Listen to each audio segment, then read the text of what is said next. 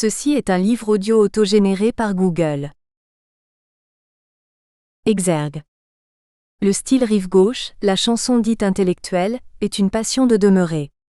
Cet intellectualisme périphérique et démagogique est ce qu'on trouve de pis et de plus médiocre sur le marché. Serge Gainsbourg a Salut les copains, avril 1966. Le cynisme consiste à voir les choses telles qu'elles sont et non telles qu'elles devraient être. Oscar Wilde. Dédicace. À Marie-France Morvillet. Préface. Ce deuxième livre consacré par Frédéric Régent, un passionné de musique autodidacte, à Serge Gainsbourg dépasse le cadre de la biographie classique. C'est une somme d'informations en grande partie inédites, où l'on découvre au fil des pages une multitude d'éléments qui viennent enrichir ce que l'on croyait connaître des débuts du grand Serge, depuis les années 50 jusqu'au milieu des années 60. C'est aussi un récit haletant et passionnant comme un roman d'aventure, doublé d'un esprit d'enquête digne des meilleurs détectives. Réunir en un seul volume autant de témoignages glanés durant près de 15 ans par courrier, téléphone, courriel ou par rendez-vous relève du tour de force.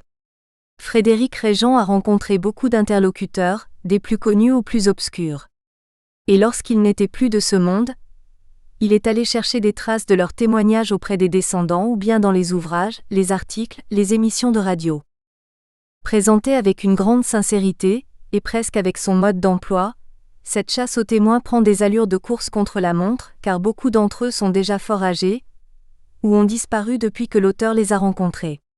Cela aboutit à des confidences rares et émouvantes, comme les souvenirs de Juliette Gréco de ses concerts communs avec Serge en 1959 à Marseille, ou ceux de René Ortreger, pianiste de jazz émérite, qu'il a accompagné en décembre 1964 à Paris puis au printemps 1965, durant la dernière tournée de cette époque. Cela apporte également certaines révélations sur les faits méconnus, et permet de battre en brèche quelques légendes. Pour compléter ces innombrables témoignages sur Serge Gainsbourg, Frédéric Régent s'est livré à un exercice de reconstitution très fine de son parcours. Les passages sur scène dans les cabarets de la rive gauche ou de la rive droite de Paris, en particulier à Milor-Larsouille où il est resté à demeure pendant 10 ans, les concerts qu'il a donnés, les galas et les tournées auxquelles il a participé, mais aussi les critiques de presse, les passages à la radio, les apparitions à la télévision, les séances des enregistrements, les relations avec la SACEM. Tout est passé au crible, comme dans un jeu de pistes qui ne pouvait trouver sa conclusion qu'une fois que l'auteur était certain d'avoir épuisé toutes les voies, mais il est probable qu'en son fort intérieur, il conserve encore quelques regrets. Frédéric Régent ne lâche pas son Gainsbourg d'une semelle. Au fur et à mesure que le temps passe, c'est presque au jour le jour que l'on suit les aventures et mésaventures du héros de cette histoire étonnante, y compris dans les péripéties de sa vie privée. N'épargnant aucun détail, il demande au lecteur une attention soutenue pour ne pas lâcher l'affaire en route, mais on est au final récompensé car on connaît de façon bien plus intime ce monument de la chanson. Les années ici éclairées étaient jusqu'alors les moins balisées du parcours, celles de la formation et de la lente éclosion d'un talent unique en son genre. À vrai dire, une carrière et une œuvre aussi riches que celle de Serge Gainsbourg qui s'étale sur près de 40 ans, mériterait une recherche aussi poussée jusqu'à sa disparition en 1991, voire même sur sa postérité.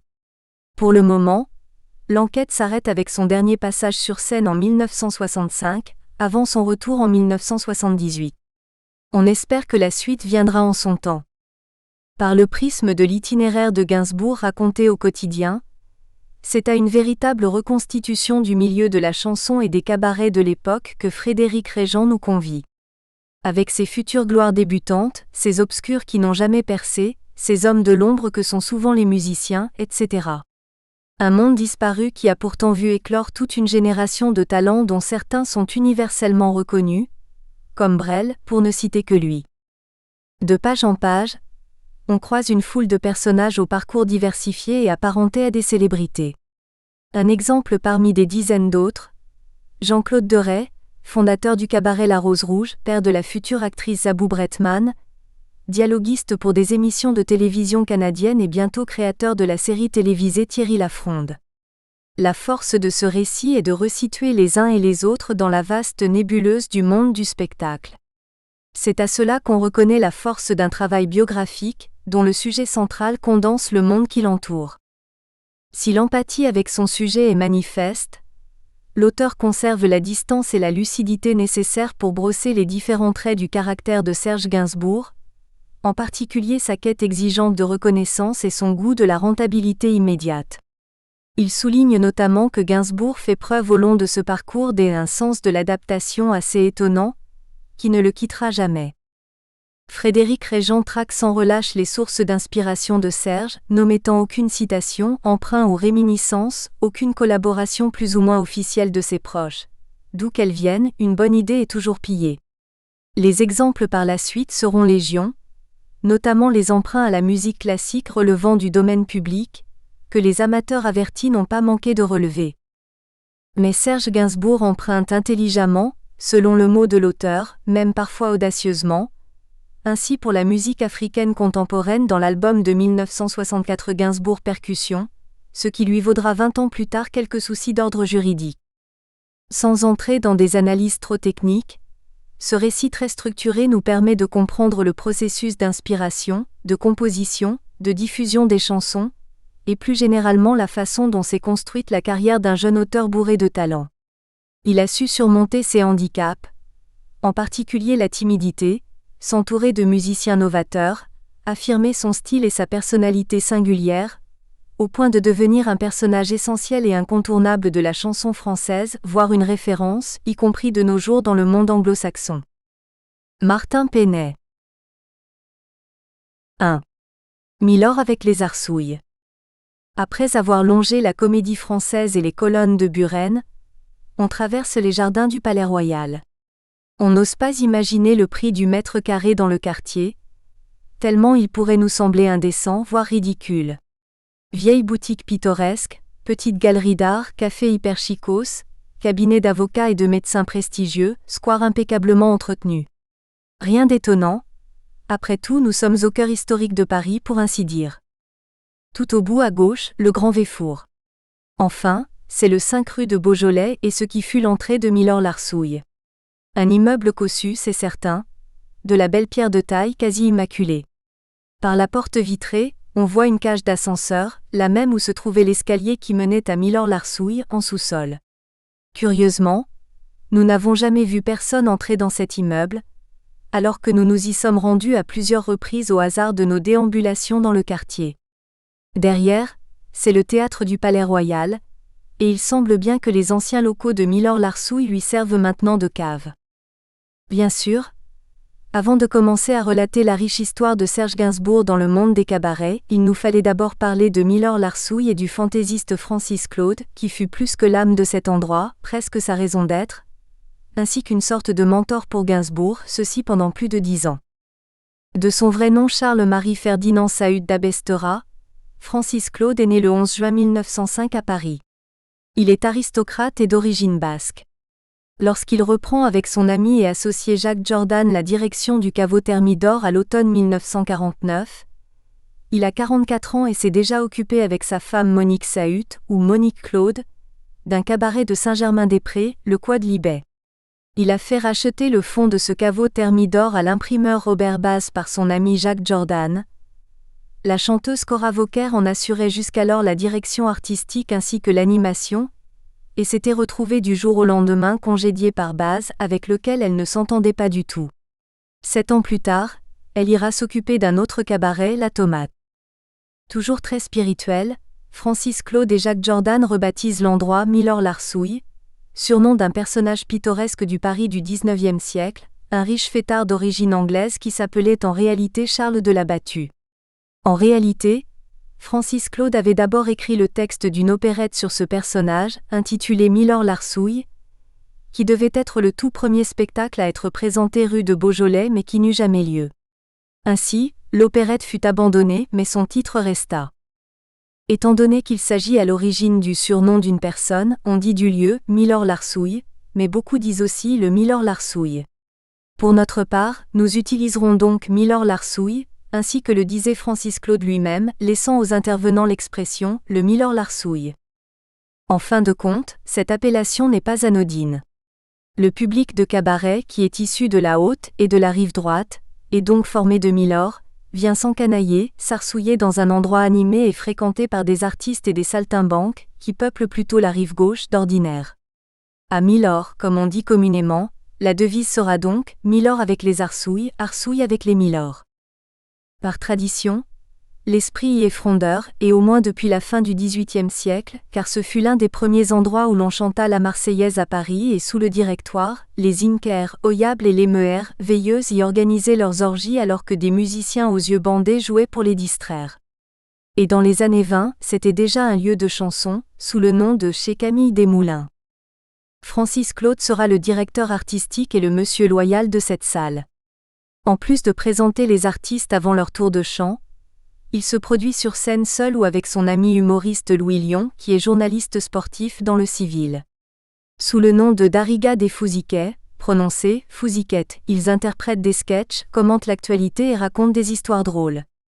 Le plus souvent, ils jouent des personnages de paysans des Landes, nommés très exactement Antonin Darrigade et Sylvain Fousiquet, et ils obtiennent toujours un gros succès auprès du public. Pour recruter les artistes qui passent à l'affiche, Francis Claude fait passer des auditions dans les locaux de Milord-l'Arsouille, généralement le samedi en milieu d'après-midi. Ces artistes peuvent très bien venir sur recommandation ou se présenter d'eux-mêmes, au Débeauté. Pour l'inauguration, le peintre Gabriel Terbots a décoré les murs d'une fresque évoquant la vie du quartier au XIXe siècle, y a inscrit des proclamations révolutionnaires et y a même accroché des portraits de Marat et de son assassin Charlotte Corday. Avec ses airs de théâtre de poche, Milord-l'Arsouille peut accueillir jusqu'à 200 personnes et, contrairement à la plupart de ses confrères de la rive droite, il n'assure pas de restauration. Une brève tentative dans ce domaine s'étant avérée infructueuse. En réalité, le public n'y est pas essentiellement bourgeois, mais plutôt, comme on ne dit pas encore, anard de droite, plus huppé que sur la rive gauche en tout cas. Très vite, Jean Cocteau et Colette y viendront en voisins. Jean Cocteau habite 36 rue de Montpensier et Colette 9 rue de Beaujolais, de même que des sommités comme Francis Carco, Maurice Chevalier et Mireille. Le très francophile Orson Welles en sera aussi un habitué. Même Charlie Chaplin y viendra un soir, avec son épouse Una O'Neill. Pour schématiser, on peut considérer qu'avec Milord-l'Arsouille, on a affaire à une sorte d'enclave de la rive gauche dans le monde de la rive droite, enclave qui est ouverte tous les jours sauf le dimanche. Généralement, les artistes qui y passent ne considèrent pas qu'ils se trouvent rive droite quand ils en parlent en interview ou dans leur entourage. C'est dire. Le personnel se compose de Francis Claude, qui cumule au début les fonctions de directeur artistique, d'éclairagiste et de sonorisateur, de Jacques Jordan qui se charge de la limonade, d'une barmaid nommée Suzanne, d'un maître d'hôtel d'âge mûr nommé Joseph, qui ne cache pas son homosexualité, de Micheline Le Gueltel à la caisse, d'un serveur appelé Patrick et d'un dénommé Jackie dit Le Marin, fils d'une députée qui sert plus ou moins de factotum. Quant à Monique Claude, elle s'occupe le plus souvent de l'accueil et de la publicité. Les murs de l'établissement sont la propriété de la Banque de France, le fonds appartenant à Jacques Jordan et à sa femme. L'orchestre se compose de 3 musiciens, un pianiste, un guitariste et un contrebassiste. Il sera d'abord dirigé par le pianiste Fred Raoult, à qui succédera son confrère Jacques Lasserie. Francis Claude et Louis Lyon n'y passent pas tous les soirs, puisqu'ils se produisent dans d'autres cabarets comme le Théâtre de 10 heures ou les Trois Baudets, en tant que Darrigade et Fousiquet. En juillet 2018, nous retrouverons à Caen Jacques Doyen, un des piliers de Milord-l'Arsouille, où il passait sur scène alors qu'il était chanteur sous le nom de Rémi Clary, et dont Francis Claude restera toute sa vie un ami proche. J'avais commencé le cabaret à 18 ans au Lapin Agile en 1947. J'ai été parmi les premiers artistes à chanter à Milord-l'Arsouille dès son ouverture, 2 ans plus tard. Je connaissais Francis et Monique Claude parce que j'avais le même professeur de comédie qu'eux, Madame Bauer-Théron. Elle m'avait envoyé à eux au Quad-Libet où ils m'avaient fait passer une audition. Quand j'ai commencé au Milord, j'y interprétais des chansons de Léo Ferré comme L'île Saint-Louis et la chanson du Scaphandrier, et de Francis Lemarque comme Les Routiers, que Lemarque avait écrite pour moi et dont Yves Montand a fait un succès. Après, j'ai chanté des chansons d'Édith Piaf que j'imitais alors beaucoup, écrites par Henri Contet et Raymond Assau. Pendant une longue période, Un Léo Ferré encore inconnu sera la principale attraction du lieu et un grand ami de Francis Claude, lui aussi, jusqu'à ce que la femme s'en mêle, en l'occurrence une certaine Michèle Arnaud, qui deviendra l'attraction principale de Milor Larsouille et l'autre personnage important dans la destinée de Serge Gainsbourg.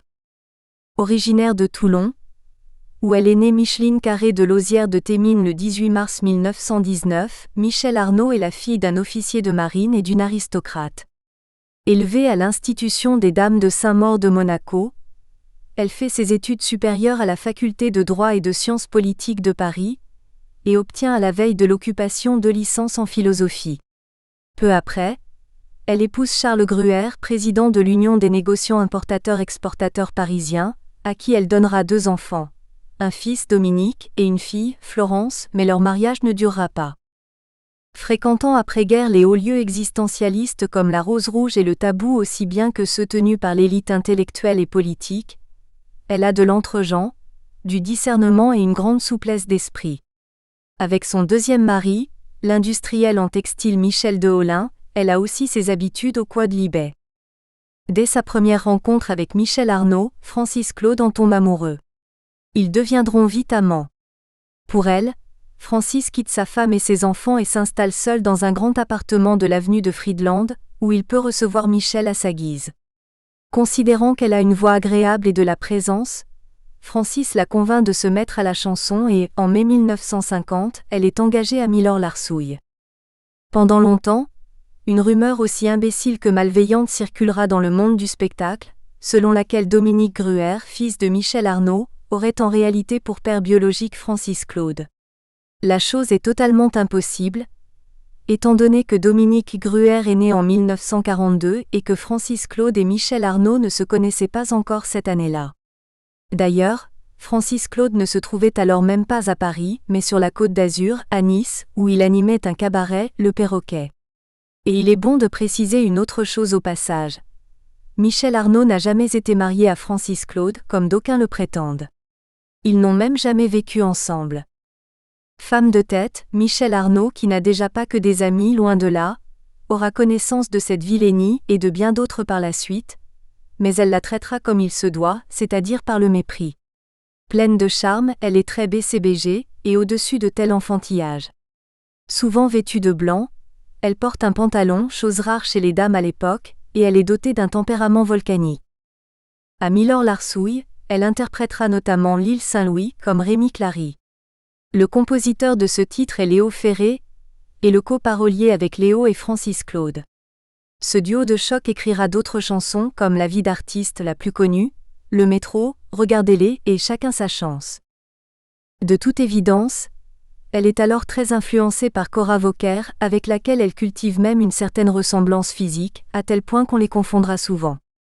Cela ne plaira pas du tout à sa consoeur, Cora l'accusant même à plusieurs reprises de l'avoir copiée sans vergogne, et elles ne s'entendront jamais. Avec des trémolos dans la voix, Florence Gruer nous confiera en 2008, on vivait à Chatou dans une grande maison avec piscine. Chez nous on recevait sans cesse du monde, des gens qui travaillaient, chantaient, écrivaient des chansons. Le dimanche, on faisait des déjeuners avec des artistes, c'était génial. Il faut dire que maman aimait beaucoup recevoir, qu'elle faisait très bien la cuisine et qu'elle riait beaucoup, d'un rire très fort qui traversait les murs. Et c'était une séductrice aussi. Dans la semaine, quand elle avait fini sa journée de travail, elle rentrait pour dîner à 8h du soir. Elle se couchait à 9h. La porte de sa chambre était ouatée pour qu'elle n'entende pas les enfants, et elle se relevait à 3h du matin pour traverser le bois de Boulogne et aller chanter. De son côté, le chef d'orchestre Jacques Lasserie, qui composera plusieurs chansons pour Michèle Arnaud, fait enregistrer en 1952 chez Ducretet-Thompson un petit garçon de 5 ans qui chante sur 78 tours des succès du moment et qu'il fera même se produire sur la scène de Milor Larsouille. Ce précurseur de Jordi, dur d'être bébé, n'est autre que son propre fils, Teddy, qui deviendra lui aussi musicien, notamment pour le groupe Magma. Nous le rencontrerons au printemps 2018 et il nous confiera « Mon père avait fait la connaissance de Francis Claude en 1949 au casino de Vittel. Ils avaient sympathisé, et Francis lui avait dit de venir à Paris et l'avait pris au Milor quelque temps plus tard. Nous habitions au 85 avenue des Ternes, un immeuble sans ascenseur au 5e étage. Nous étions 4 frères et sœurs, et on peut dire que nous vivions plus ou moins comme des Romanichels, de manière très libre en tout cas. Nos parents ne s'occupaient absolument pas de nous, nous faisions ce que nous voulions. L'ambiance était très particulière pour l'époque, puisqu'il y avait des tas de gens de toutes sortes qui défilaient dans notre appart, et qu'on entendait tout le temps mon père qui jouait de la musique ou qui récitait des poèmes. Bien sûr, les chanteurs et artistes qui se produisaient à Milorg-la-Rsouï venaient répéter chez nous. Nous sommes restés amis avec la plupart d'entre eux, ils faisaient pour ainsi dire partie de la famille. Il n'y avait peut-être qu'avec Michel Arnaud, que nous n'avions guère de contact. C'était une grande bourgeoise, assez distante et très parfumée. Quand on montait les étages, on sentait son parfum dans la cage d'escalier et on se disait « Tiens, Michel Arnaud est là !» Rire. À la rentrée 1953, Léo Ferré sera évincé à sa grande surprise de la programmation de Milorg-la-Rsouï au profit de Michel Arnaud. Furieux, il écrira en représailles une chanson sur Francis Claude intitulée Judas. « Je t'en veux pas mon vieil Iscariote, tu m'as donné pour quelques ronds, sans doute que t'avais tes raisons. Mais ce qui me chagrine au pas d'état, c'est que tu disais mon vrai petit pote. » Désormais, c'est Michel Arnaud qui sera à demeure rue de Beaujolais, comme nous le confirme Florence Gruher. Léo Ferré a dit une fois de Francis Claude, c'était un con, mais il était très doué. Rire. Moi je me souviens de Francis comme quelqu'un de très généreux, de formidable, avec moi comme avec mon frère Dominique. J'allais déjeuner chez lui tous les jeudis. Il avait plein de talent et un caractère tout à fait explosif, comme ma mère. Il s'engueulait vertement quand il n'était pas d'accord sur quelque chose, mais on s'amusait toujours beaucoup, c'était vraiment très gai avec eux. Les cabarets étaient alors une sorte de vivier pour le cinéma et le spectacle, des gens comme Jacques Dufilot, Philippe Noiret, Jean-Pierre Darras, Michel Galabru y ayant fait leur début. Ils étaient alors tous inconnus. Tout le monde passait à la queue leu-leu, en toute simplicité, dans les 5 ou 6 mêmes endroits pour récolter de quoi survivre. Quand ma mère m'emmenait au Milorg, je m'endormais souvent sur ma chaise pendant le spectacle, en attendant qu'elle ait fini. Grâce au talent d'animateur et de battleur de Francis Claude et à la qualité de ses programmes, Milorg-la-Rsouï connaît un succès important et durable, affichant complet tous les soirs ou presque, malgré des prix souvent considérés comme prohibitifs. La presse en a vite fait un de ses cabarets préférés, et il a droit à pléthore d'articles, presque tous louangeurs, même si un journaliste de l'Aurore nommé Léon Trek fera de Francis Claude sa tête de Turc et ne cessera de mettre en doute ses mérites comme ceux de ses artistes dans des articles au vitriol et remarquables de mauvaise foi. Pourtant, bien des vedettes confirmées ou en devenir passeront à Milorg-la-Rsouï au fil des ans. Ainsi, le chanteur Jacques Douai, de retour sur scène après avoir traversé de gros ennuis de santé, fera partie des premiers artistes à figurer au programme. Un autre Jacques, Brel, y chante en mai 1954 « Ça va le diable », en s'accompagnant seul à la guitare.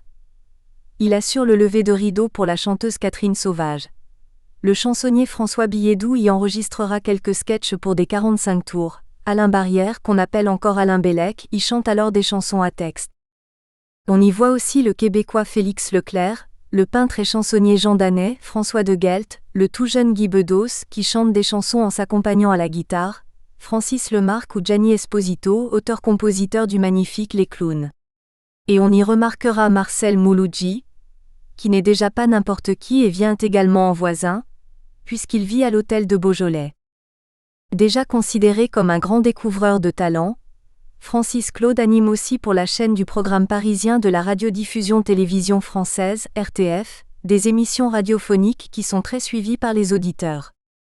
Autant dire que les journées de Francis sont bien remplies car s'il joue ses sketchs et anime à Milorg-la-Rsouï tous les soirs, il se produit dans d'autres endroits et écrit pour la radio dans la semaine. C'est grâce à ces émissions que Maurice Biraud, ancien planton à la même RTF et comédien débutant, se fera connaître. Il passera lui aussi à Milorg-la-Rsouï, interprétant des sketchs écrits par Francis Claude. Sa veuve, Françoise Soulier-Biraud, se souviendra pour nous début 2020. Francis Claude était un monsieur remarquable, qui tout comme Francis Blanche avait beaucoup aidé Maurice à ses débuts quand il n'était que discothécaire à la radio. Francis Claude avait incité Maurice à lire encore et toujours, à se cultiver, et il l'avait fait monter en grade. Pour Maurice Biraud, Francis Claude inventera un personnage auquel Biraud sera longtemps associé, celui de Monsieur Flûte, Français moyen qui soliloque en barbotant dans les idées reçues et la morale toute faite, ainsi que le décrivait son créateur, et qui sera le principal protagoniste de ses sketchs à la radio, Michel Arnaud y jouant régulièrement des rôles de grande bourgeoise sentencieuse. La première émission que Francis Claude consacrera à ce personnage de Monsieur Flûte s'intitulera Les Vertiges de Monsieur Flûte, et elle sera diffusée durant la saison 1951-52. L'année d'après, Les Vertiges de Monsieur Flûte laissera la place à La Roue tourne, où François Billedou tiendra le rôle de Monsieur Le Bâton. Pour la saison 1953-54, Monsieur Flûte Maurice Biraud sera de retour à la demande générale, dans Isabelle où es-tu ? Francis Claude et Michel Arnaud auront aussi une rubrique dans une émission de la station Paris Inter, présentée par Pierre Divoire et destinée au public féminin. Rendez-vous à 5h, en l'occurrence un jeu concours intitulé On vous attend. Jacques Lasserie y joue du piano et le tandem Claude Arnaud l'animera pendant de nombreuses années. Courant 1954, Francis Claude s'essaiera aussi au théâtre, puisqu'avec une partie des artistes à demeure chez Milor Larsouille, dont Michel Arnaud, Hélène Martin, François de Guelt et Rémi Clary, il jouera au studio des Champs-Élysées une pièce écrite par ses soins, Tout est bon dans le poulet, avec une musique de Michel Legrand et des décors du dessinateur Penet. Une certaine partie du Gotha homosexuel de l'époque fréquente aussi Milor Larsouille, ainsi Jean Cocteau et Jean Marais, bien sûr, mais aussi les comédiens Jacques Charon et Robert Hirsch, qui seront très longtemps en couple. Toute sa vie, Michel Arnaud restera attaché à la compagnie de ceux qu'on appelle alors encore les invertis, où elle comptera certainement ses meilleurs amis masculins. Des amis, elle en aura sans doute plus chez eux que chez les femmes, avec lesquelles elle se sentira toujours en compétition, voire en rivalité, et surtout avec les chanteuses, dont Cora Vauquer bien sûr. On a même dit de la Lady du Milor, ainsi qu'on la surnommait, qu'elle était misogyne, ce qui ne serait pas impossible, vu qu'elle prendra à Serge Gainsbourg certaines de ses chansons les plus féroces vis-à-vis de la gent féminine, qu'elle a souvent l'air de toiser de haut. De son côté, son ancienne rivale Monique Claude reprendra avec son nouveau compagnon Jacques Nony la gérance d'un autre cabaret rue des Canettes, la Polka des Mandibules, nom trouvé dans une chanson de Pierre Dudant, ceci avec l'aide matérielle de Francis Claude et d'un ami acteur. Pour nous, Françoise Soulier-Biraud se rappellera aussi la grande décontraction de Michel Arnaud dans sa vie amoureuse. Quand Michel Arnaud était marié à Michel de Holin, celui-ci venait souvent la voir chanter à Milor Larsouille, alors qu'il savait pertinemment qu'elle était la maîtresse de Francis Claude. Après son spectacle, on les voyait se parler tous les trois en coulisses, et c'était amusant, parce que ça se passait toujours très bien entre eux. Ils s'entendaient à merveille. C'est donc dans cet univers on ne peut plus pittoresque et bon vivant, bouillonnant d'originalité et de créativité, que va débarquer Lucien Ginsburg en 1954, presque au moment où Milor Larsouille s'apprête à fêter ses 5 ans d'existence. Ainsi, le décor est planté, les personnages sont en place, et l'histoire, son histoire, peut se mettre en marche. 2. Une rosière, la veille de son couronnement. C'est très certainement en octobre 1954 que celui qui s'appelle encore Lucien Ginsburg entre en scène rue de Beaujolais. Il a alors 26 ans, est marié depuis 3 ans, sans enfant, et a toutes les allures d'un jeune homme bien élevé qui a encore tout à apprendre de la vie. Apparemment, il a un petit peu fréquenté Milor Larsouille en tant que simple spectateur, et il se pourrait bien qu'il y ait vu chanter Félix Leclerc fin 1953. Sa situation n'est alors guère brillante, et il semble se chercher encore, ayant abandonné toute velléité de se faire connaître dans la peinture qui est pourtant sa grande passion. Au quasi-désespoir des parents Ginsburg, c'est surtout sa femme Elisabeth Levitsky qui fait bouillir la marmite avec des travaux de secrétariat. Lui, il vivote grâce à des petits boulots qui semblent aujourd'hui bien désuets. Pour la Gaumont, il colorie à l'aniline ou à l'huile des photos exploitées dans les vitrines à l'entrée des cinémas, au tarif de 100 anciens francs le cliché, 20 centimes d'euros. De même, il peint des fleurs sur des meubles anciens afin de les faire passer pour des antiquités. Paraît qu'il n'y a pas de saut métier, certes, mais on a vu mieux. Entre 1950 et 1952, il a quand même été moniteur pour enfants à la maison des réfugiés israélites de Champfleur, à Ménil-le-Roi, dans les Yvelines, et il a apprécié cette expérience. Pour ce qui est de la musique, rien de très glorieux. Par le biais du marché des musiciens de la place Pigalle, il trouve divers engagements en tant que pianiste de bar de nuit et guitariste de bal ou d'orchestre tzigane, où il apparaît sous le nom de Frank Koda. Seulement, ses revenus sont si modestes qu'il n'est même pas imposable et compte souvent sur les pourboires, quand il y en a. Ce n'est pas du travail à la petite semaine, mais ça y ressemble bougrement. Sur la recommandation de son père Joseph Ginsberg, il a travaillé au Touquet, au restaurant Le Club de la Forêt, qu'on appelle aussi et surtout chez Flavio, comme pianiste d'ambiance. Il a passé les vacances de Pâques sur la côte d'Opale nourri, logé, blanchi et rémunéré à raison de 2000 anciens francs, 45 € par jour. En fait, il a tout simplement pris la place de son père qui y était employé saisonnier jusqu'alors. Comme pour tout pianiste dans ce genre d'établissement, ses journées étaient morcelées, puisqu'il travaillait pour l'apéritif de midi, le déjeuner, le tea time et les soirées, ceci jusqu'à 2 heures du matin. Étant donné que la clientèle du Club de la Forêt compte beaucoup de Britanniques, il jouait des titres célèbres du répertoire anglo-saxon comme My Funny Valentine, All the Things You Are, The Man I Love, Smoke in Your Eyes, True Love, Bird of Paradise, Moonlight in Vermont, Blue Moon, Strange Fruit, Rose of Picardy, On the Sunny Side of the Street. À la guitare, il sait parfaitement jouer du Django Reinhardt ainsi que les thèmes des films Le Troisième Homme et Jeux Interdits, entre autres, et il taquine aussi le banjo. En mars 1991, Flavio Cucco, patron de chez Flavio, parlait ainsi de son ancien employé à une équipe de FR3 Pas-de-Calais. 2 petits whiskies le soir ne lui faisaient pas de mal. Mais vous savez, la situation, l'emplacement du piano qui était tout près de la porte d'entrée a fait que bien souvent il s'est vite fait des amis qui lui disaient le soir « Serge, scotch avec nous ? Scotch avec vous ». Mais il avait beaucoup de succès. Je lui disais « Mais t'es pas beau ». Moi je ne dis pas que je suis beau, mais enfin je ne suis guère plus moche que toi. Rire. Et effectivement il avait une voix qui plaisait, et puis il était enchanté de son piano. Pour lui c'était pas du travail. 7 ans plus tard, sa fille Dani Delmotte déclarait pour la même chaîne en avril 1998. C'était un garçon très gentil, très distingué, bien élevé, bien mis de sa personne, avec de grandes oreilles, rire. Il jouait pour son plaisir et le plaisir des autres, mais d'abord pour son plaisir à lui.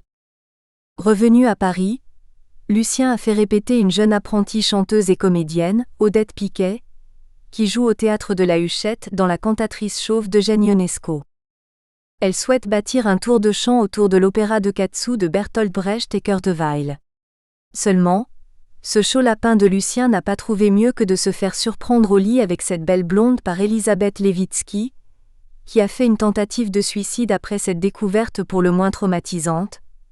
Odette Piquet a tout de même descendu les escaliers sur le dos, d'une traite et nue comme un verre, Elisabeth lui jetant ses vêtements à la figure tout en l'insultant. 12 ans plus tard, Lucien empruntera quelques dialogues de La Cantatrice chauve afin d'écrire « Je préfère naturellement » pour Dalida, Odette Piquet ayant entre-temps épousé l'acteur Paul Crochet. Lucien et Elisabeth Ginsberg ont d'abord vécu au foyer d'artistes de la Schola Cantorum, puis à l'hôtel Royer-Collard, où ils ont eu pour voisins Léo Ferré et sa femme Madeleine Rabreau. Après son renvoi de Milor-Larsouille à l'été 1953, Léo Ferré a recommencé à écumer les cabarets. Il a fait ses débuts en studio en 1950 pour Le Chant du Monde. Quand Lucien et lui se croisaient dans les couloirs de l'hôtel, ils ne parlaient pas de chansons mais se racontaient plutôt des blagues bien lourdes.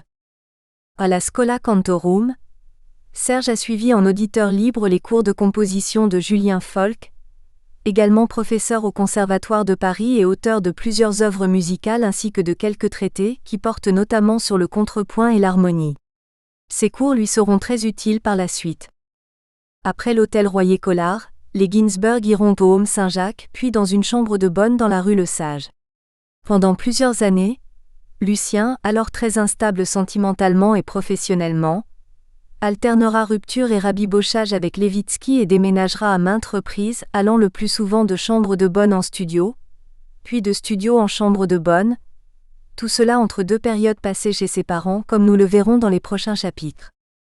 Le vendredi 18 juin 1954, le citoyen Lucien Ginsberg s'est présenté au 10 rue Chaptal et a déposé un dossier pour postuler à l'examen d'admission à la Société des auteurs, compositeurs et éditeurs de musique, SACEM, en tant qu'auteur et compositeur stagiaire.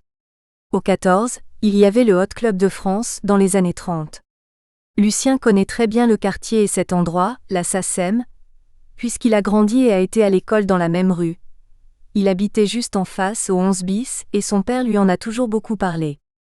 Joseph Ginsburg a même fortement incité son fils à rejoindre la SACEM.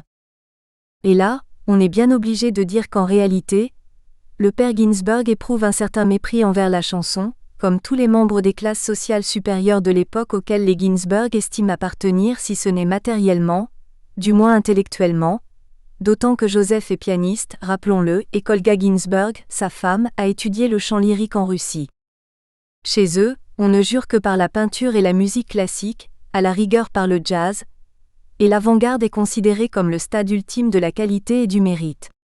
Si on est amené à tremper dans la chanson en tant que musicien accompagnateur, c'est parce qu'il faut bien gagner sa croûte, et on s'y aventure un peu contraint et forcé.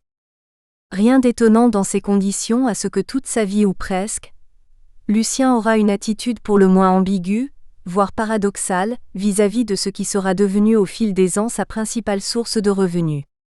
Nous ne saurions trop conseiller au lecteur de se reporter à La Distinction, l'ouvrage majeur du sociologue Pierre Bourdieu, pour mieux comprendre un tel phénomène. Depuis le début de ce mois de juin 1954, Lucien travaille à nouveau au Touquet, chez Flavio, et a dû demander sa journée pour aller à la SACEM. C'est pour cette raison que sur le document qu'il a rempli, il a fait préciser qu'il souhaitait passer les 2 examens auteur et compositeur, en même temps, ce qui ne lui sera pas accordé. Heureusement que Flavio Cucco le défraie quand il voyage. Il a joint à sa demande un feuillet répertoriant les œuvres qu'il a écrites et composées jusqu'alors. Il lui en faut au moins 4 et qu'il juge digne de représenter son travail. Le slow, ça ne vaut pas la peine d'en parler, les valses, défense d'afficher, les amours perdus et faits divers, et les boléros promenade au bois et les 3 boléros. Comme le stipule le règlement de la SACEM, 2 sociétaires définitifs le parrainent. Il s'agit du pianiste de jazz franco-polonais Alain Roman, 49 ans, né Roman Schlesinger, qui a travaillé avec des artistes comme Joséphine Baker, Django Reinhardt et Stéphane Grappelli et a composé plusieurs musiques de films, dont un thème célèbre des vacances de Monsieur Hulot de Jacques Tati, et d'un autre pianiste, Jean Kaufmann, 46 ans, dit Ginet, également chef d'orchestre. À noter qu'Alain Roman possède alors un cabaret, chez Alain Roman, juste à côté des Champs-Élysées, 25 rue du Colisée.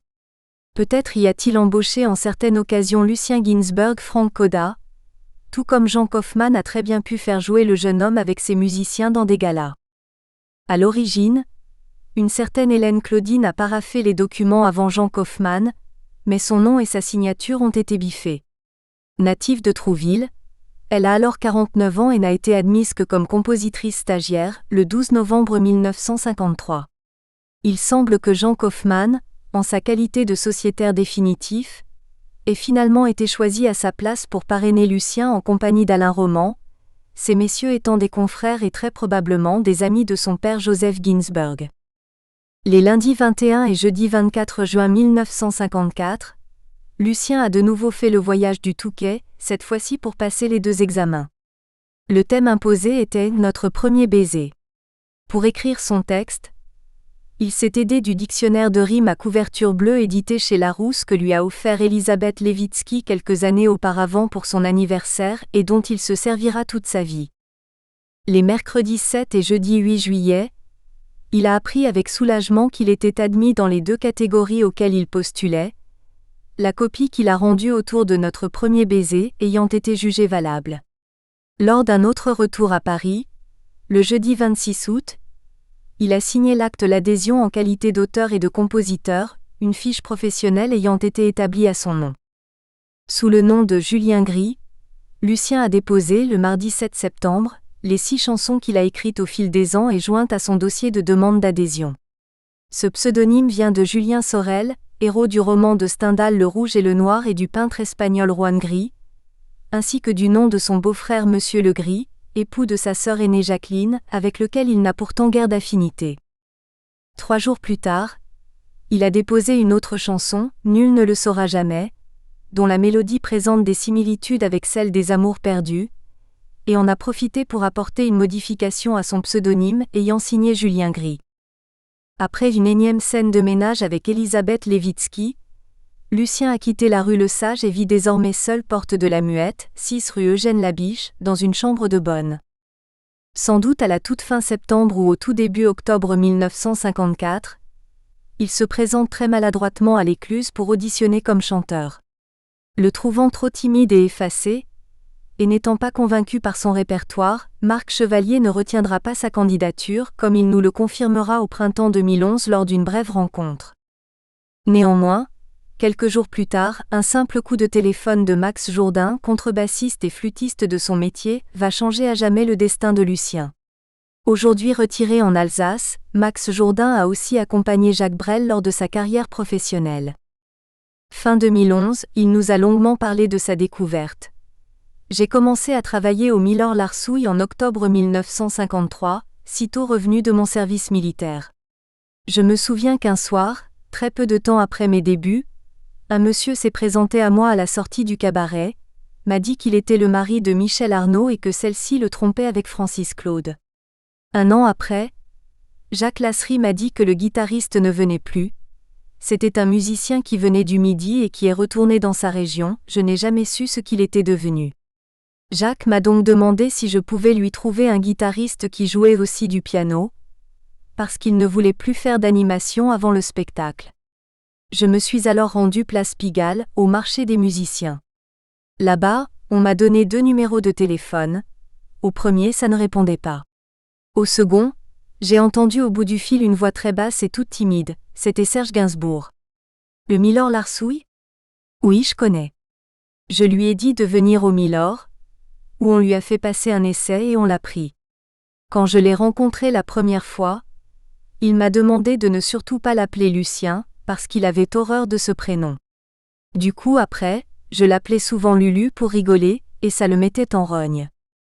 Jacques Lasserie, qui a alors 46 ans, accompagne Michel Arnaud non seulement sur scène mais aussi en studio, puisqu'il arrange et orchestre ses chansons pour les disques du Crottet-Thompson.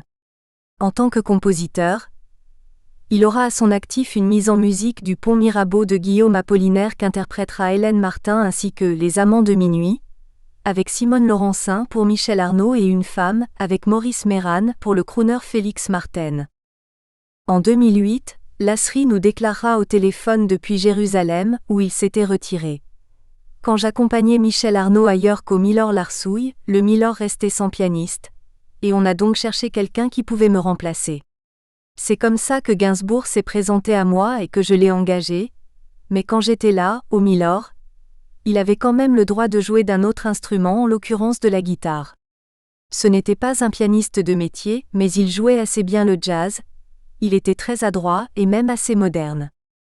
Début octobre 1954, Francis Claude se produit à Bobino en vedette américaine de Marcel Mouloudji.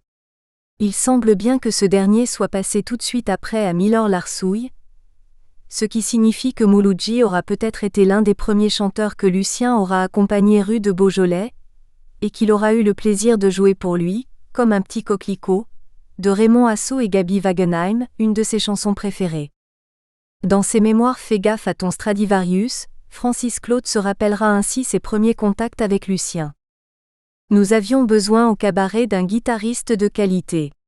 Jacques Lasserie, qui présidait à nos destinées musicales, m'affirma avec des mines de gourmet qu'il connaissait une perle rare.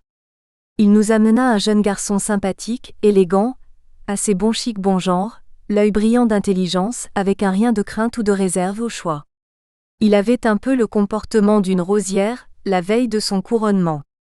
Il me plut d'emblée et le lendemain, il faisait des débuts de guitariste remarqués par les connaisseurs. Il s'appelait Serge Gainsbourg et habitait chez ses parents car il était déjà en instance de divorce d'avec une très jolie femme. Peu après, un chanteur nommé François Bachet, ingénieur de profession, vient passer une audition à Milor Larsouille. Il se présente avec un instrument de sa création, une guitare gonflable. Il joue également du cor de chasse dépliable. Impressionné, Francis Claude l'embauche, et François Bachet met au point un numéro avec son frère Bernard qu'ils présentent ensemble sur scène. Conquis, Jacques Lasserie et sa femme Yvonne demandent alors au frère Bachet à travailler avec eux et apprennent à jouer de l'orgue de cristal pour les accompagner. Curieux de nature, Lucien apprécie cette nouvelle forme d'expression musicale, c'est de l'avant-garde après tout, à tel point qu'il s'y amusera avec Jacques Lasserie, comme nous le confiera Teddy Lasserie. Serge est venu plusieurs fois chez nous, toujours seul. Je ne me souviens pas l'avoir vu boire particulièrement, mais il faut dire aussi que ce n'était pas une habitude à la maison. Bien sûr, je l'ai entendu jouer du piano, et je peux dire que même avec 3 notes, ça sonnait avec lui. Pour moi, c'était un surdoué de la musique et quelqu'un de beaucoup plus moderne que mon père. J'ai même quelque part une bande où il joue des percussions bâchées avec mon père, et où on l'entend dire 2 ou 3 mots. Tout comme Gainsbourg, mon père avait une énorme culture musicale et littéraire, et cela les rapprochait autant que leur identité juive. Ils étaient très amis. Un soir, mon père a même été invité à dîner chez les parents de Serge, et il s'est très bien entendu avec son père, Joseph Ginsberg.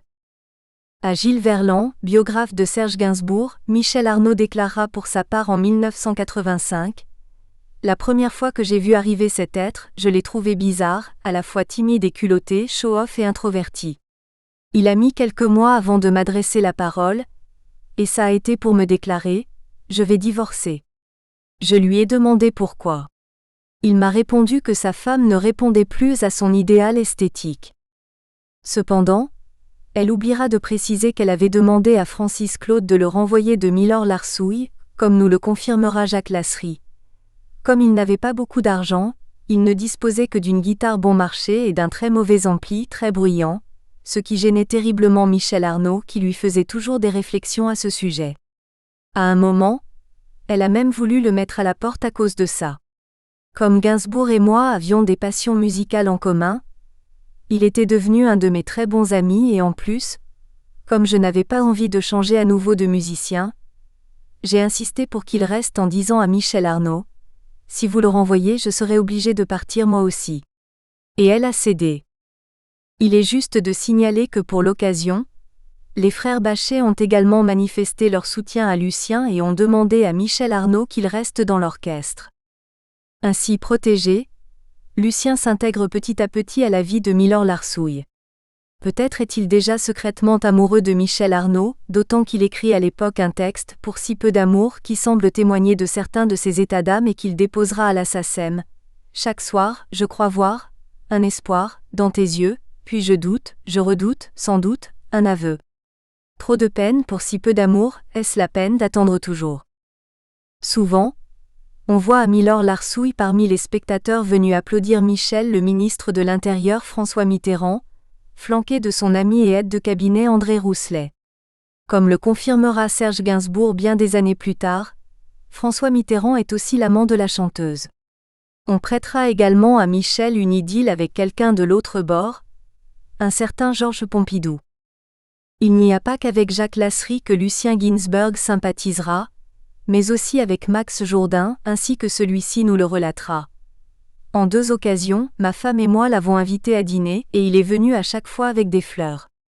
D'ailleurs, c'est chez nous qu'il a mangé du pamplemousse pour la première fois de sa vie. Après le premier dîner, il m'a dit qu'il trouvait ma femme trop mère-poule, qu'elle n'était pas trop son style. Nous avons été très très copains lui et moi, à tel point qu'au Milor, il me disait tout le temps : « C'est marrant qu'on n'ait pas la même culture et qu'on s'entende si bien. » Parmi les premiers chanteurs que Lucien accompagnera à la guitare au sein de l'orchestre, on remarquera Hélène Martin, déjà une des grandes figures de l'établissement et pour tout dire, de tous les cabarets de la rive gauche, qu'elle écume avec ténacité. Ses remarquables mises en musique de poèmes issus de divers horizons recueillent toujours un grand succès. Souvent, elle s'accompagne elle-même à la 6 cordes, mais il peut arriver qu'elle choisisse de se cantonner au chant et qu'elle ait besoin de l'orchestre. Et elle a presque la même voix que la Lady du Milor, mais elle chante beaucoup mieux. Le fait qu'elle ne s'intéresse pas aux hommes, ou si peu, est un autre atout non négligeable aux yeux de Michel Arnaud. Jointe au téléphone en 2008, cette immense dame de la chanson, beaucoup trop méconnue, nous dira : « C'est au Milor-Larsouille que j'ai connu Gainsbourg, qui y était musicien accompagnateur avec le pianiste Jacques Lasserie. Il y jouait tous les soirs de la guitare, en permanence. Moi, je faisais là-bas des remplacements quand Michel Arnaud était malade. » Peu à peu, une sorte de routine plutôt confortable s'installe pour Lucien, et c'est en ces termes que Max Jourdain résumait leur travail quotidien de musicien. Gainsbourg et moi, on jouait à partir de 20h30 pendant à peu près 3/4 d'heure jusqu'à ce que le spectacle commence. Quand on accompagnait les chanteurs, dont Michel Arnaud, Jacques Lasserie était avec nous au piano, et Gainsbourg jouait de la guitare, mais quand il s'agissait de faire juste de l'entrain, Gainsbourg passait au piano et on jouait du jazz. Il jouait à la feuille, avec des accords marqués, mais il ne savait pas lire la musique, ce qui fait qu'il était toujours très étonné quand il me voyait déchiffrer des partitions, mais comme il avait de l'oreille, il suivait et il s'en sortait toujours très bien. Je n'étais pas qu'à la contrebasse ou à la flûte, car il m'arrivait aussi de jouer du bandoneon. Nous étions payés tous les soirs en espèces, nous touchions au total 60 000 anciens francs, 1360 € NDA par mois et nous recevions des fiches de paye. Gainsbourg fumait déjà beaucoup et il était d'une timidité extrême, à tel point qu'il ne s'exprimait pratiquement pas. Il parlait si doucement qu'on lui disait tout le temps « Quoi ? Qu'est-ce que t'as dit ?» Nous avons identifié d'autres artistes qui passaient à Milor Larsouille, au moment où Lucien y faisait ses tout débuts d'accompagnateur. Le moins qu'on puisse dire en se penchant sur ces noms, presque tous passaient à la postérité, est que Francis Claude privilégie résolument l'originalité et la diversité, voire l'audace. Bien sûr, il y a d'abord Maurice Biraud qui joue ses sketchs écrits par son ami et patron Francis Claude et ne va pas tarder à être remarqué par les producteurs de cinéma. Avec son numéro des bougies, le très actif Jean-Pierre Maury parodie les discours scientifiques les plus fumeux. L'acteur de théâtre Jacques Dufilot offre des scénettes inspirées avant tout par le monde rural, dont il est issu, et qui font fureur auprès de la clientèle. Le graphologue André Raps devine la date de naissance d'un spectateur simplement d'après son écriture. Avec son éternel sourire goguenard, le fantaisiste Zozotan Roger Comte, surnommé le chansonnier scientifique, affectionne les canulars en tout genre. Plein d'élégance aristocratique, le comédien Bernard Lavalette a des chansons et fables qui regorgent de poésie. Enfin, le Suisse Jean Harold projette au moyen d'une lanterne magique des photomontages de son cru. Il est un peu un héritier des surréalistes et a la passion des collages. Son numéro s'intitule La tête des uns, le corps des autres et a même donné lieu à un très cocasse livre de photos préfacé par Jean Cocteau et commenté par Francis Claude. Bien que très discret à ce sujet, Lucien n'a toujours pas abandonné ses ambitions de chanteur, comme en témoigne à nouveau Max Jourdain. Après le travail, on allait souvent manger une pizza ensemble, et on discutait. Il me parlait surtout des femmes, avec lesquelles il n'avait alors pas beaucoup de succès. Faut dire que sa figure le complexait énormément. Ainsi, il se tapait Suzanne, la barmaid du Milor, qui avait 20 ans de plus que lui, et il me racontait souvent de manière très crue ce qu'ils faisaient au lit ensemble. Il me parlait aussi de son service militaire qui l'avait beaucoup marqué. Ouais, tu te rends compte, ils m'ont fait laver les chiottes. Depuis ça, il ne pouvait plus du tout blairer l'armée. Une fois, il m'a reçu, s'est assis au piano et m'a chanté des chansons qu'il avait écrites. Je me suis demandé qui allait bien pouvoir les chanter, et je pensais que ce ne serait certainement pas lui, parce qu'avec la tronche qu'il avait. Pourtant il me disait, j'écrirai des chansons pour des bonnes femmes comme ça je pourrais me faire. Tiens, Michel Arnaud par exemple, je suis sûr que je me la taperai un jour, tu verras. Il disait qu'avec sa gueule, il ne pourrait attirer l'attention qu'en jouant sur la provocation, et c'est exactement ce qu'il a fait par la suite. Tout cela nous sera confirmé par Teddy Lasserie, d'une façon peut-être moins catégorique. Mon père rentrait toujours assez tard de son travail, souvent avec Gainsbourg, avec qui il faisait le trajet à pied depuis le Palais Royal. Je me souviens qu'une fois arrivé, il faisait les 100 pas en bas de l'immeuble, à se raconter des trucs.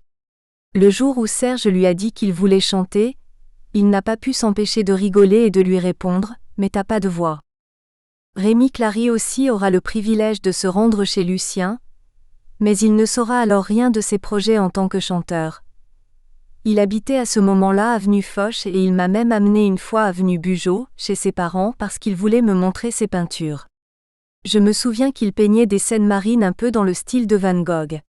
Quand un client du Milor l'invitait à boire, il refusait. Il était très gentil et très discret, un être très doux et poli, humble et fin, toujours vêtu d'un costume impeccable. Le contraire de ce qu'il est devenu par la suite, en somme. Certains soirs, Lucien délaisse cette chambre de bonne de l'avenue Foch et est hébergé par ses chers parents qui vivent au 4e étage sans ascenseur. Sa cohabitation avec Elisabeth Levitsky n'est pas toujours harmonieuse, loin de là. Comme on l'a vu, Il parle déjà de divorcer à ses collègues et employeurs, mais il mettra la bagatelle de 3 ans à y parvenir. Michel Arnaud ne supportant pas Elisabeth, celle-ci ne peut venir à Milord-Larsouille généralement que lorsque la patronne, ainsi qu'on la surnomme rue de Beaujolais, n'y chante pas. Max Jourdain se souviendra avoir vu Elisabeth Levitsky, mais en coup de vent. Une fois, pendant que nous jouions une chanson sur scène, Gainsbourg m'a montré du regard une dame un peu forte assise dans le public, à 2 mètres de nous environ, et qui écoutait le spectacle. Il m'a dit à voix basse que c'était sa femme et qu'ils n'étaient plus ensemble.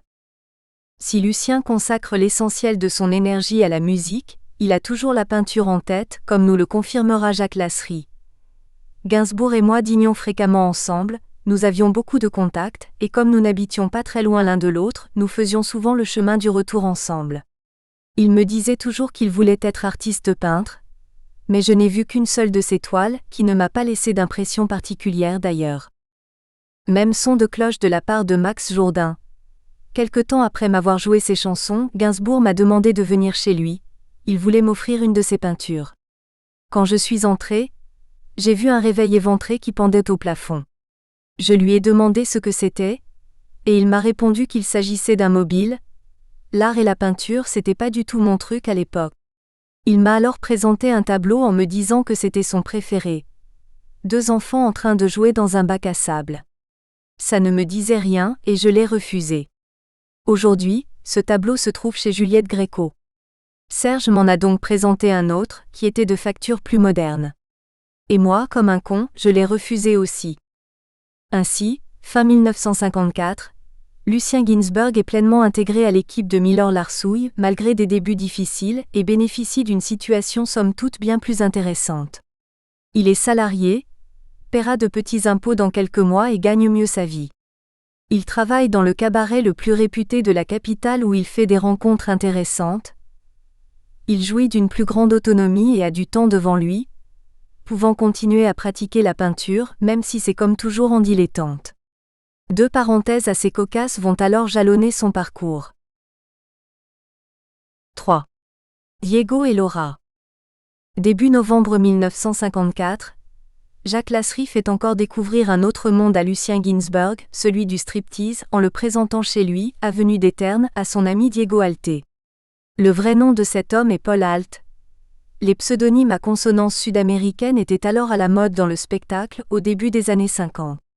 Accessoirement, Diego Alté va aussi devenir le premier partenaire en écriture de Lucien. Quelques années plus tôt, Alté a été danseur acrobatique au bal du Moulin Rouge en duo sous le nom de Diego et Laura, avec son épouse Marie-Thérèse. Née à Paris de parents bretons, on l'appelle Laura Laure, sans doute en hommage à la comédienne Dora Dole, et elle est ce qu'on appelle communément une belle plante. Elle se teint les cheveux en blond platine et a un visage et des formes à faire se damner un sein. Le couple vit 88 rue Raynouard, dans le 16e arrondissement. Ils sont parents d'un petit garçon. Marane, Alté a alors 30 ans et est né à Montauban, dont il a gardé l'accent rocailleux. Il a connu Jacques Lasserie quelques années plus tôt par une amie commune, Simone Laurencin, dont le prénom s'écrit en fait Simone, et qui ne va pas tarder à écrire la chanson « Les amants de minuit » avec Jacques Lasserie pour Michel Arnaud. Comme il a un cap de coiffure, Diego a proposé à Jacques Lasserie de lui couper les cheveux à domicile, et c'est ainsi qu'ils se sont liés d'amitié. Surnommé dans le monde de la nuit Bite d'acier, SIC, Alté a exercé plusieurs métiers et gagne sa vie principalement comme coach de striptease. Il forme des jeunes femmes à l'art de l'effeuillage pour les cabarets spécialisés, ce qu'il racontera 20 ans plus tard dans un livre plaisamment intitulé « J'ai déshabillé 10 000 femmes ».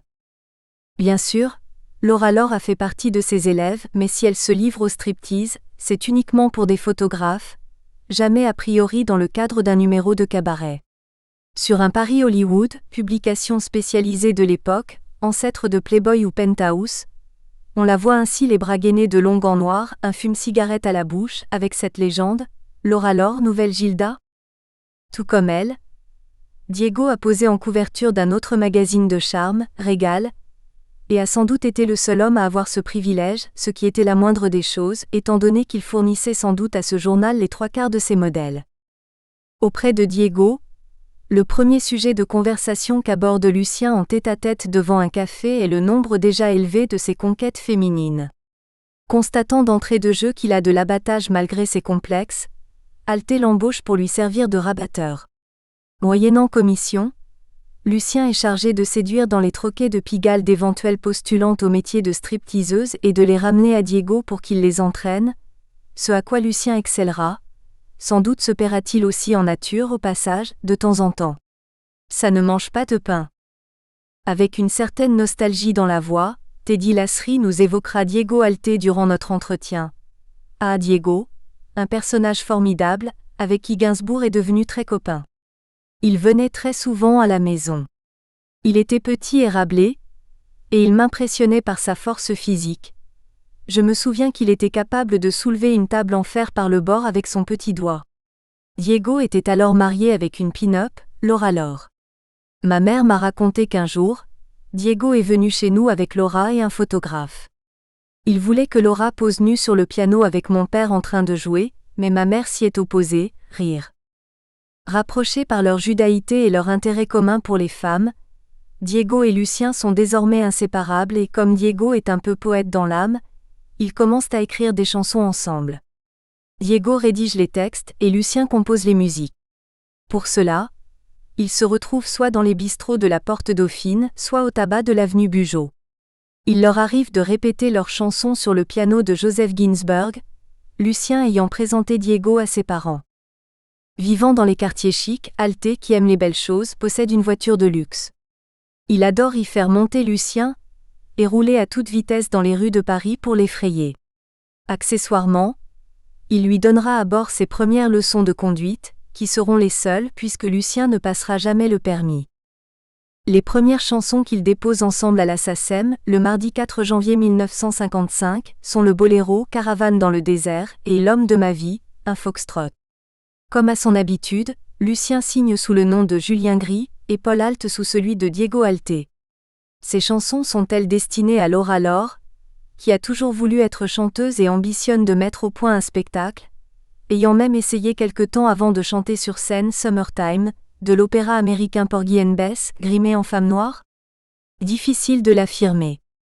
À vrai dire, très peu de chansons parmi celles qu'ils vont écrire semblent avoir été conçues pour égayer des numéros de striptease. Ce sont essentiellement des bluettes passe-partout qui iraient plutôt à des chanteurs de charme ou à des chanteuses vaguement romantiques. Ainsi, quelques jours plus tard, les deux Lascar vont voir Juliette Gréco sur scène à la Villa d'Est dans l'intention de lui proposer une chanson qu'ils viennent d'écrire. Je broyais du noir. Lassés d'attendre en coulisses après le spectacle, ils abandonnent, Gréco étant sollicité de toutes parts. Je broyais du noir sera déclaré à la SACEM le samedi 9 avril et ne sera jamais chanté. Pas découragés, nos deux copains déclarent le mardi 8 mars 1955 « J'ai le corps damné par l'amour », un autre boléro, rythme alors très en vogue, qu'ils destinent vraisemblablement à une stripteaseuse, Lola Stromboli, qui aime bien chanter en s'effeuillant. D'origine hongroise, elle affiche 1,10 m de tour de poitrine. Il semble qu'elle chantera cette chanson au Grisby Club, sur les Champs-Élysées, et qu'elle sera la seule personne à interpréter en public un titre écrit par Diego Alté et Lucien Ginsberg en collaboration. Le mercredi 4 mai 1955, encore une chanson déclarée par notre tandem de choc, Quand je me lève. Le lundi 23 mai, Alté, poussé par Joseph Ginsberg, passe l'examen d'entrée à la SACEM en tant qu'auteur, son sujet imposé et pourquoi pas moi. Le mercredi 6 juillet, il est admis dans la Grande Maison et dépose 13 chansons, dont 3, Caravane dans le désert, L'homme de ma vie et J'ai le corps damné par l'amour, qu'il a écrite avec Lucien Ginsberg et une, le boléro ou Bangui, qui est composé par Jacques Lasry. En octobre 1955, Double Pat et Patachon ont une belle carte à jouer puisqu'ils ont obtenu un rendez-vous auprès de Tino Rossi en personne à son domicile de Neuilly-sur-Seine pour lui présenter une nouvelle chanson, J'ai goûté à tes lèvres, que Diego a déposée pour eux deux à la SACEM fin juillet. Sur le piano du Rossignol corse, Lucien joue et chante leur chansonnette d'une voix mal assurée et chevrotante. Nullement intéressé, Tino Rossi les congédie sèchement et ne donnera pas suite. Le mardi 8 novembre, il dépose à la SACEM Appel de l'amour, et 3 jours plus tard, ils sont au Moulin Rouge, où Diego en tant que danseur maison a ses entrées et ses sorties, pour assister au concert du chanteur américain Johnny Ray, qui leur fait forte impression. Lucien, qui entend pour la première fois des guitares électriques lors de ce spectacle, rencontre même Johnny Ray en coulisses et dans un anglais hésitant, il lui demande un autographe. Il est surpris de constater de près que ce chanteur si charismatique a un physique quelque peu ingrat, avec des traits taillés à la serpe et de grandes oreilles décollées, et qu'il est presque sourd, devant céder d'un sonotone. Inconsciemment, Lucien retient tous ces détails. Hélas, fin 1955, un drame terrible va frapper son ami Diego. Un jeudi après-midi, Laura Laure se promène avec son fils, qu'elle laisse un moment sans surveillance pour une raison inconnue. C'est là que l'enfant se fait renverser par une voiture, il meurt sur le coup. Fou de douleur, Diego met Laura Laure à la porte sitôt que les obsèques sont finies. Comme on peut l'imaginer, il ne va plus penser à la chanson pendant un certain temps. Il y aura quand même en mars 1956 un nouveau et dernier dépôt commun à la SACEM avec Dalla Uncia, mais Diego est passé à autre chose de toute évidence. Volontaire et débrouillard, l'acrobate saura vite remonter la pente et tombera amoureux d'une jeune fille de 17 ans, Françoise Machureau, qui n'est autre que la fille de la concierge des Lasseries. Il l'épousera en février 1957 et en fera un mannequin célèbre. À partir de là, son chemin et celui de Lucien Ginsburg commenceront à moins se croiser, jusqu'à diverger complètement, même si nous serons amenés à reparler de lui, de même que de Laura Laure. 4. Dis bonjour à la dame. Nous avons déjà consacré un chapitre à Madame Arthur dans notre ouvrage Gainsbourg par ses interprètes. Au moment de la sortie de ce livre, le cabaret était fermé et pratiquement à l'abandon. La seule fois où nous y avons accédé, c'était après avoir assisté à un concert du groupe de rock américain Hills à la Cigale. Nous avions fait quelques mètres pour remonter la rue des Martyrs et sonner à la porte, au culot. Le patron du moment, qui vivait dans les locaux même du cabaret avec son chat, nous avait reçus dans son bureau et avait fouillé dans ses registres afin de nous donner quelques contacts pour notre enquête. Ce qu'il y a de bizarre, nous avait-il révélé, c'est que toutes les anciennes artistes de Madame Arthur en disent du mal. Aujourd'hui, Madame Arthur a été rachetée par son voisin le Divan du Monde, a repris son activité et s'est même payé une nouvelle façade dans l'histoire, ce qui valait mieux, tant l'ancienne était décrépite et passée de mode. De même, la programmation semble avoir été sérieusement réactualisée, les imitateurs de Nana Mouskouri ou de Dalida ne faisant plus guère recette. Comme chacun le sait maintenant, Madame Arthur fut le principal employeur de Joseph Ginsburg pendant des années et le premier cabaret où des chansons de son fils Lucien furent interprétées en public. Un cabaret de travestis haut de gamme, certes, mais tout de même. N'oublions pas que nous sommes dans les années 50. Et sans grand-chose à voir avec la rive gauche, bien sûr, mais après tout, le travail est là où on le dégote, le plus souvent. En 2008, nous retrouverons Lucrèce, l'un des artistes les plus emblématiques du Madame Arthur de la grande époque, qui vivait sa retraite dans un HLM de la Porte de Vanves. Avec malice, elle se souvenait encore très bien. J'ai débuté chez Madame Arthur en 1951, en même temps que mon ami Coccinelle. J'avais 21 ans. Nos journées de travail se résumaient à peu près ainsi. On se rendait chez Arthur le soir, vers 9h30 ou 10h, on s'habillait, on se maquillait, puis on commençait à 11h, on passait sur scène 3 ou 4 fois à tour de rôle et on terminait à 4h du matin. Le père de Serge Gainsbourg était pianiste du cabaret quasiment depuis son ouverture. C'était quelqu'un de gentil comme tout, qu'on appelait Monsieur Joe. Contrairement à une idée reçue, Lucien Ginsburg n'a pas souvent remplacé son père chez Madame Arthur, et jamais très longtemps. Certes, il le fit au moins une fois, en 1953, alors qu'il était rappelé sous les drapeaux pour les grandes manœuvres, selon les propos de Lucrèce. Un jour, Monsieur Joe est parti en voyage avec sa femme, en Algérie je crois ou au Maroc, et Gainsbourg l'a donc remplacé. Quand il est venu pour la première fois à Madame Arthur, il était habillé en militaire, avec un calot sur la tête, ce qui m'a étonné, de même que ses grandes oreilles. On m'a alors expliqué que c'était le fils de Monsieur Joe, et que ce n'était donc pas n'importe qui. On a répété pendant une journée, et après, on a travaillé avec lui pendant une quinzaine de jours.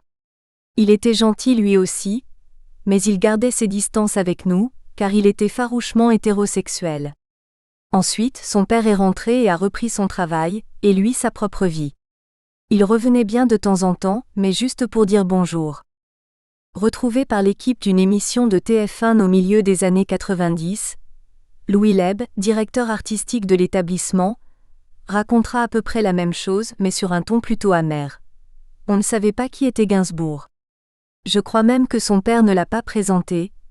Il a téléphoné à la direction en disant « Je ne viens pas ce soir mais je vous envoie mon fils, rassurez-vous ». Je suis sûr qu'il avait circonvenu son fils quand il l'a envoyé en lui disant « Attention ». Parce que Serge ne parlait pas. Sans grand enthousiasme, Lucien serait revenu à quelques reprises chez Madame Arthur entre la mi-juin et la mi-juillet 1954, pour y assurer à la place de son père des répétitions avec les artistes alors qu'il travaille à ce moment-là au Touquet chez Flavio. C'est sans doute à la mi-janvier 1955 qu'il reçoit par l'intermédiaire de son père une commande de Louis Leb, qui souhaite mettre au point une nouvelle revue pour Madame Arthur ayant pour thème le monde du cirque. Lucien se rend donc au domicile de Leb et commence à composer sur ses textes. Là encore, Louis Leb avait un peu la dent dure lors de l'interview donnée à TF1. J'ai travaillé avec lui au piano des après-midi entières. Sorti du texte de la chanson qu'on écrivait, il ne me disait pas de paroles. Il n'a jamais eu un mot gentil, n'a jamais eu une fréquentation un peu serrée avec un artiste de la maison, jamais. Il était à sa place et il n'en bougeait pas. C'était le petit jeune homme de bonne famille qui vient remplacer papa. Mouche ton nez, dit bonjour à la dame. Le patron de Madame Arthur, Marcel Wiseman, est un juif séfarade très riche et presque analphabète qui possède un autre cabaret de ce genre à Paris, le Carrousel. Chez Madame Arthur, il délègue presque tout à sa compagne, Germaine Cartan, car paradoxalement il n'aime pas beaucoup les homosexuels et préfère avoir affaire à eux le moins possible. Nous avons retrouvé la trace de Germaine Cartan juste après celle de Lucrèce. Un de ses neveux s'occupait d'elle, car ayant dépassé les 90 ans, elle était fatiguée et malade, mais ce neveu nous avait fait comprendre que son état de santé ne lui permettait pas de répondre à nos éventuelles questions, et nous n'avions pas insisté. Germaine Cartan est décédée en 2014. Elle avait sûrement de sacrées histoires à raconter. En revanche, nous avons pu converser au printemps 2011 avec une autre ancienne artiste de Madame Arthur, Bambi. De son vrai nom Marie-Pierre Pruvot, elle a fait une brillante carrière dans l'enseignement, a publié ses mémoires et est passée dans plusieurs émissions de télévision, notamment celle de Mireille Dumas. Elle nous déclara par email « Gainsbourg a effectivement fait quelques remplacements de son père à Madame Arthur, mais je n'ai pas prêté attention à lui, car il était encore anonyme. En plus, en 1955, je n'ai pratiquement pas mis les pieds à Madame Arthur car j'étais surtout au Carrousel. » De Louis Leb, elle se souvenait ainsi. Je connaissais également très bien Louis Leb, qui a écrit quantité de paroles de chansons qui ont été chantées chez Madame Arthur ou au Carrousel. C'était un ancien séminariste, qui avait reçu les premiers sacrements et qui était resté très pieux. Il était aussi un spécialiste du provençal, ayant même reçu dans cette langue un premier prix dont il était très fier. Il est à noter que Leb aura casé une chanson, une seule, dans le circuit traditionnel, la Ballade de Notre-Dame, un très beau texte écrit pour Danny Dauberson. Le mercredi 9 février 1955, Lucien Ginsberg et Louis Leb déclarent ensemble à la SACEM leur première chanson commune, Arthur Circus et Zita la Panthère. Lucien déclare aussi Antoine Le Casseur, qu'il a écrite tout seul, paroles comme musique, ainsi qu'un instrumental, Panther Blues, qui doit servir d'introduction à Zita la Panthère. Quelques jours plus tard, la revue Arthur Circus peut commencer, dans une version encore embryonnaire, histoire simplement de faire un essai auprès du public. Leb en racontait ainsi des passages à Gilles Verland. Arthur Circus ouvrait le tableau, puis nous avions La Trapéziste, écrite en souvenir d'une vedette du cirque Medrano qui avait eu un accident. Zita la Panthère était chantée par mon partenaire, Maslova, un garçon qui avait un tempérament fou.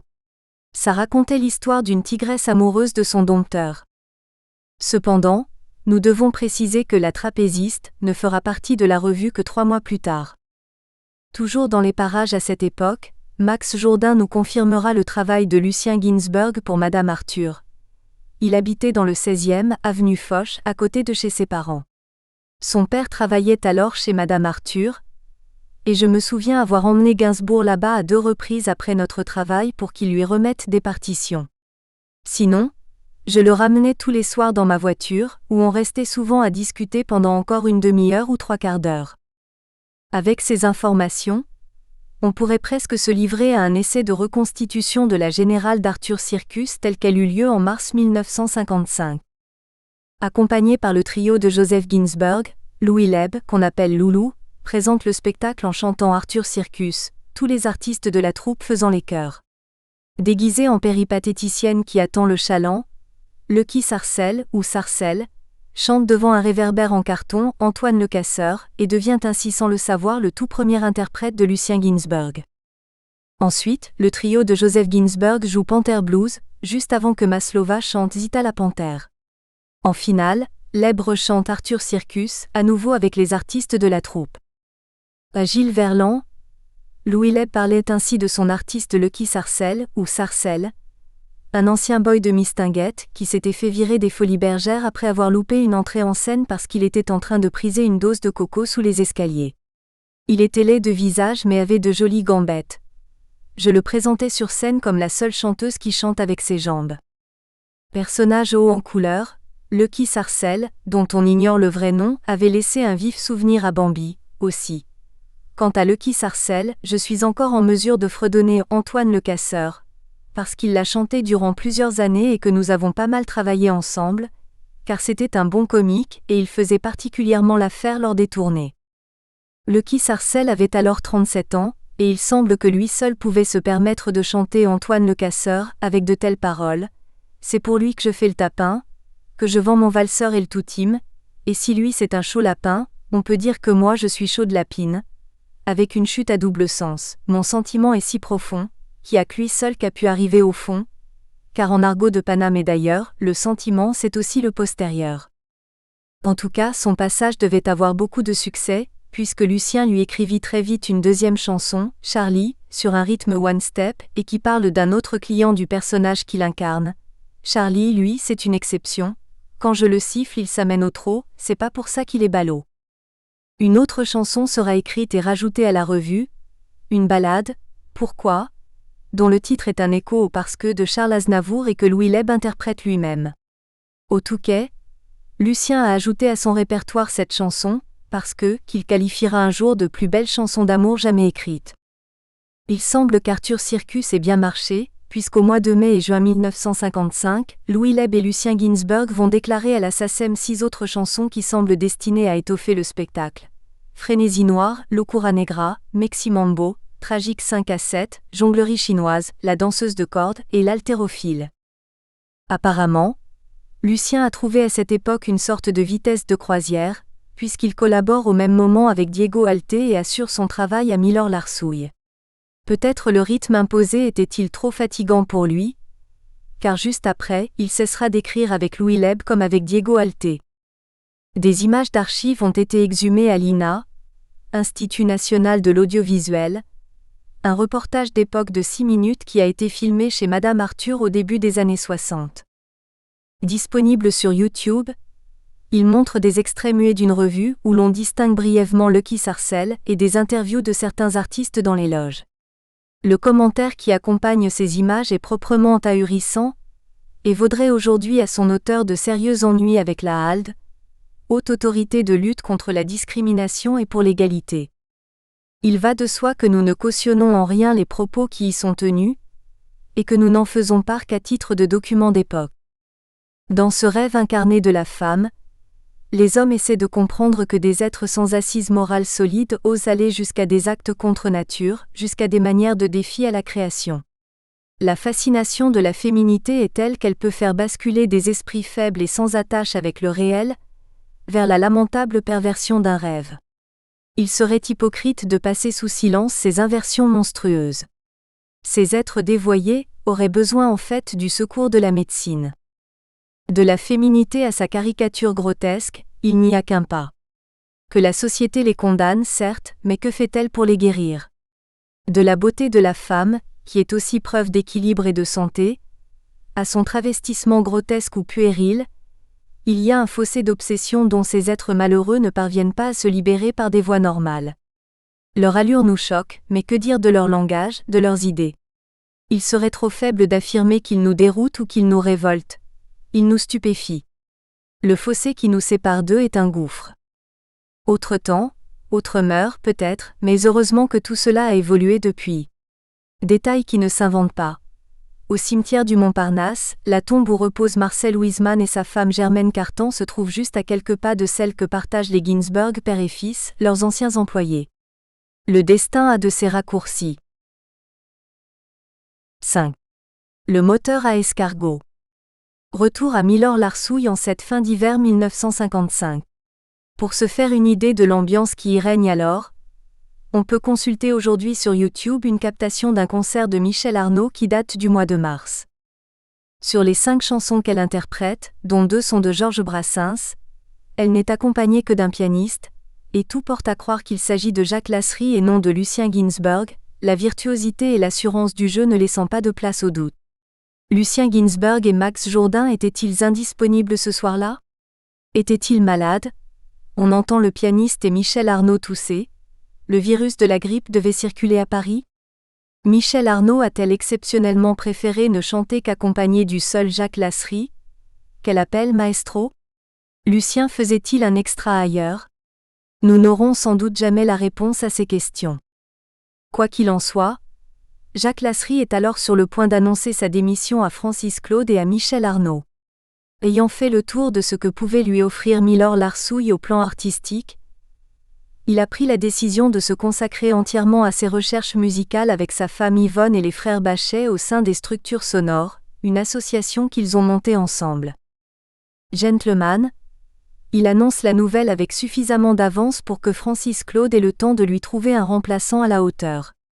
Cependant, afin de s'assurer une petite sécurité financière, il continuera à travailler pour Francis en assurant l'animation musicale de ses émissions de radio et il arrangera et orchestrera encore quelques disques pour Michel Arnaud. C'est sans doute durant cette période que Francis et Michel vont faire une découverte capitale à propos de leur cher Lucien Ginsberg, comme nous le racontait en détail Max Jourdain. Un soir, Roger Comte, qui avait un sketch sur le moteur à escargot, passait en attraction au Milorg.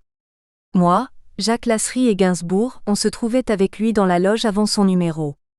Comme Roger Comte et Gainsbourg étaient assis l'un à côté de l'autre, ils se sont parlé, notamment de peinture, et ça avait l'air de plutôt bien marcher entre eux. Le lendemain soir, Roger Comte m'a dit « Ben dis donc, c'est vachement pas con tout ce qu'il me raconte ton copain là. Il est cultivé, et intelligent. C'est quand même drôle qu'il soit si timide. Et puis, les chansons qu'il fait, elles m'ont l'air de tenir la route. » Roger Comte en a donc parlé à Francis Claude et à Michel Arnaud, qui sont allés voir Serge Gainsbourg après le spectacle et lui ont dit de leur amener des chansons. Déjà, autant le dire, cette version des faits est totalement en contradiction avec celle que racontent Francis Claude et Elisabeth Levitsky dans leurs livres de mémoire respectifs.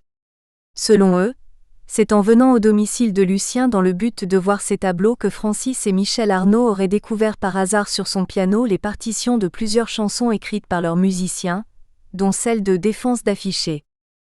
Cependant, il peut très bien s'agir d'une invention, d'un oubli ou d'un raccourci de la part de Francis Claude, qui n'était pas pour rien un grand bonimenteur, et Elisabeth Levitsky a bien pu les reprendre à son compte des décennies plus tard au moment de l'écriture de son livre pour se rendre plus intéressante, étant donné qu'elle prétend avoir eu l'idée de cette mise en scène et même avoir aidé Lucien à l'organiser. Max Jourdain, qui avait connaissance de ce que racontait Levitsky pour l'avoir entendu à la télévision dans un documentaire sur Serge Gainsbourg, nous assura que tout était faux dans ses déclarations et qu'elle n'avait rien à voir avec cette affaire. Et ce serait plutôt lui que nous aurions tendance à croire, car on trouve d'autres approximations et révisions de ce genre dans le livre de Levitsky. En cet hiver 1955, Francis Claude et Michel Arnaud découvrent donc qu'ils ont chez eux un auteur-compositeur en herbe, et qu'il a peut-être un potentiel à développer. Car ils estiment sûrement qu'il a besoin de se perfectionner, la preuve étant qu'Arnaud ne lui prendra pour de bonne une chanson que 2 ans plus tard. Notons qu'à la même période, Lucien cessera définitivement de travailler pour la Gaumont et laissera à d'autres petites mains le soin de se livrer à des colorisations de photos. Le talent d'auteur de Lucien va être également remarqué par un chanteur, auteur et compositeur d'origine italienne, Billy Nencioli, qui passe à Milor Larsouille. Natif de Cannes, il n'a pas encore 23 ans et vient de signer un contrat chez Barclay, qui a publié son premier 45 tours, Ferme la fenêtre, où il s'accompagne à la guitare.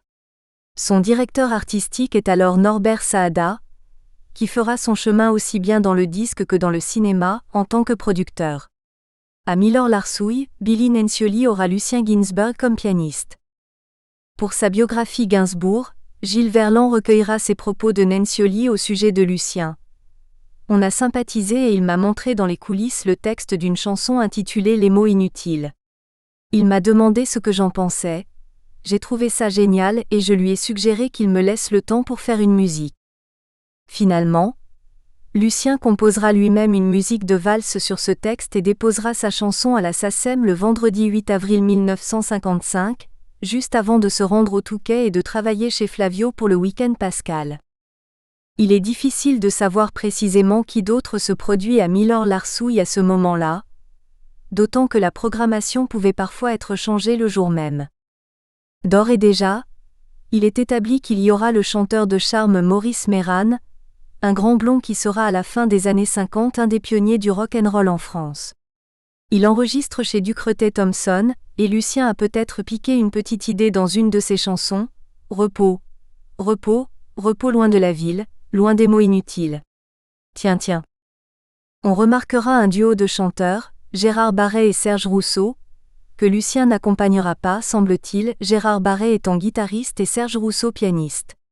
Quelques années plus tard, le beau gosse Gérard Barret deviendra célèbre en tant qu'acteur et jouera dans L'eau à la bouche, film qui aura une musique signée Serge Gainsbourg. Le chanteur de jazz noir américain Jimmy Loverman Davis pourrait également être passé à Milor Larsouille, lui qui fait alors tous les clubs de jazz et cabarets de Paris, ville où il s'est installé après la guerre. Cet ancien GI chante en anglais et en français, et publie des disques qui sont encensés par Boris Vian dans le magazine Jazzot. Lucien devait à tous les coups le connaître personnellement, puisque 20 ans plus tard, ce Jimmy Loverman Davis aura droit à un petit rôle dans Je t'aime moi non plus, le premier film réalisé par Gainsbourg qui le dédiera à Boris Vian. À Milor Larsouille, on verra aussi un adolescent de 17 ans, Jean-Pierre Tutine. Doté d'un talent précoce, il écrit et chante des chansons tout à fait charmantes comme Bagatelle ou Printemps, qui sera interprété par Yves Montand et anime à Paris un autre cabaret, Le Sabot. À Milor Larsouille, Lucien jouera pour lui de la guitare. Plus tard, Lucien fera de même pour le chanteur et pianiste. Nous espérons que vous avez apprécié cet aperçu. Pour continuer à écouter ce livre audio sur Google Play Livres, utilisez le lien dans la description de la vidéo.